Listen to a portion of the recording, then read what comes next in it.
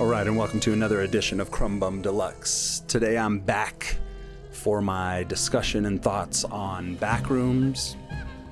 I saw it around last weekend, I believe. It's been kind of a blur of a week. I smashed a bunch of horror movies into one week, so I'm not sure when I saw anything exactly. But anyway, Backrooms. I have been anticipating this film for a long time. Big fan of the original web series of Kane Pixels originally. Kane Parsons, the director. I was always captivated first and foremost by the liminal space stuff that we've come to know online, know and love. And a lot of that imagery really resonates with me. I love those kind of feeling lost in familiar place kind of emotions and nostalgic kind of deja vu weirdness. So when the movie came around, I mean, when that trailer hit, I was so happy. I was so ecstatic because it just rang true for so many different reasons for me. Like, you know, you have this young director, 20-year-old director who started online with the web series and, you know, is now able to make a feature-length film that A24 has backed completely. You know, you've got a great cast.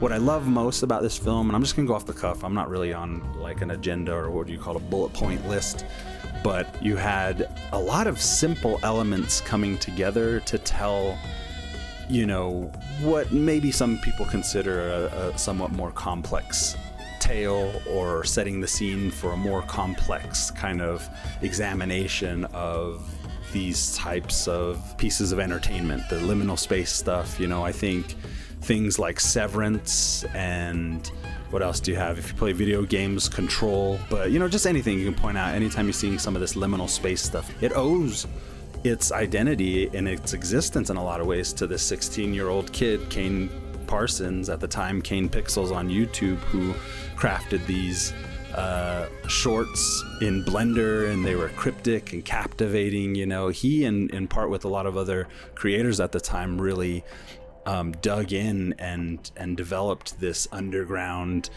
kind of motif that the internet just ran with. So going into the film, I had already had a lot of that packed along with me. So while I was watching the film and taking it all in, you know, I realized it's not quite as scary as some movies. You know, I think by comparison to something like Obsession is objectively scarier. It had much more effective scares.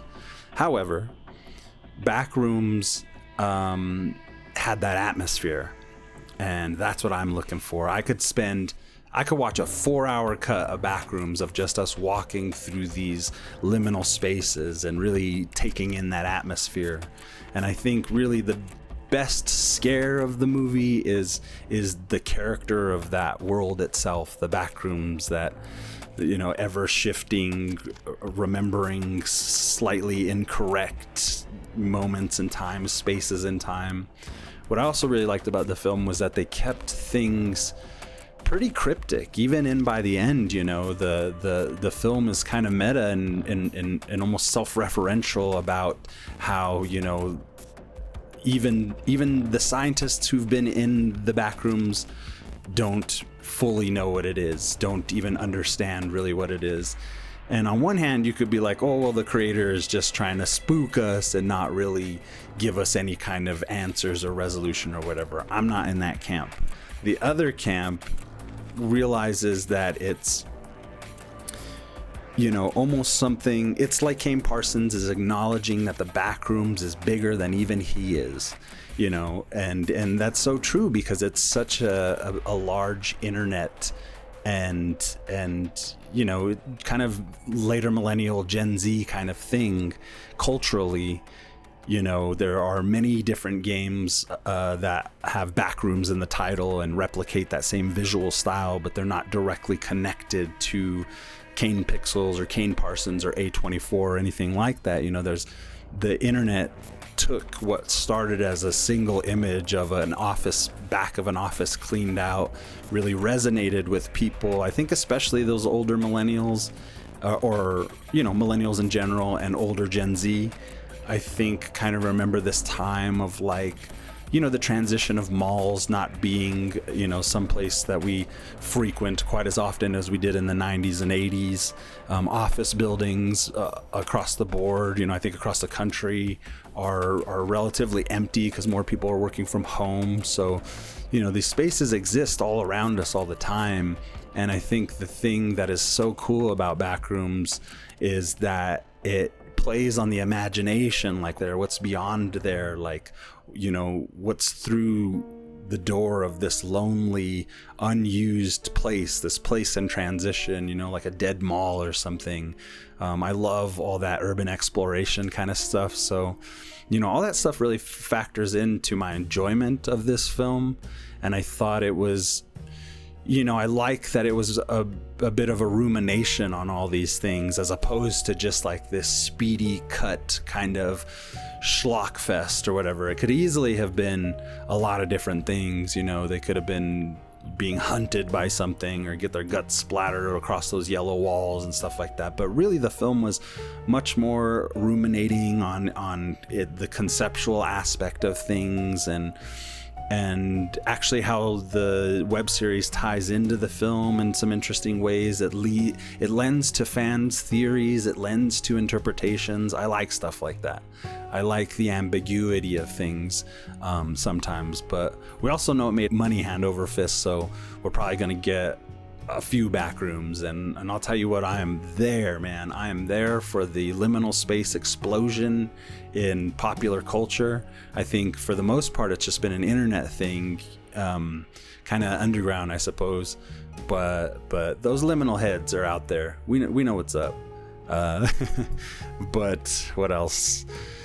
Performances. Chiwetel Ejiofor, I don't think I ever pronounced his name right. He's fantastic in everything. Guy always delivers. Guy can sell you the shirt off your back, But his character was really interesting to follow. I wish we got a little bit more exploration time in the Backrooms themselves and kind of mapping and plotting things out. That would have been cool. I loved the creatures in this film. That's what we'll call them, creatures, but these fragmented, half-remembered versions of people from wherever else, somewhere out there. This person exists in these different various forms as far as the Backrooms remembers. So a lot of interesting ideas to kick around, as well as these visual elements that were scary because they existed. Those characters, those creatures were frightening because they had a life of their own that was never fully a truth of reality. It's just this fragment, this memory. So, I've heard some criticisms about the tall pirate version of what was his name? Greg? I forgot the main character's name. But when I first saw the big pirate version of him, I love how they obscured the face for as long as possible until you really get a look at it. And then, part of you is like, wow, this is really strange, but it's also really cartoony and kind of goofy. But I think in that moment when he's showing the audience the face of the pirate and you're looking at it and determining for yourself whether it's, goofy or satisfiable for a horror film or something like that, then as soon as you're about to tell yourself, oh, it's a goofy cartoon, it's kind of silly, he chomps on the dude's shoulder.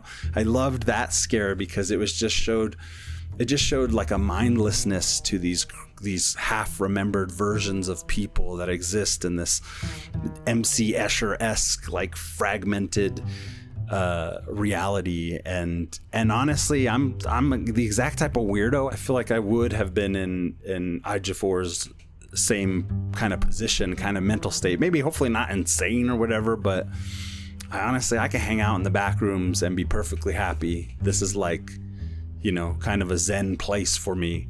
And the creepiness adds to that factor, there's just something about being a horror fan that we're actually comfortable in the darkness,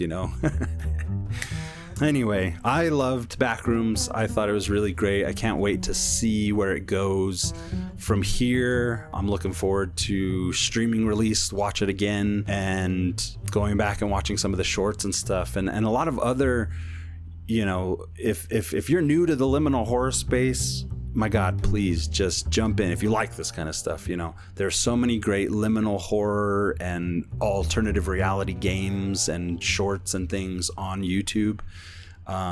You know, you can find compilations and different creators that will point you to the right direction.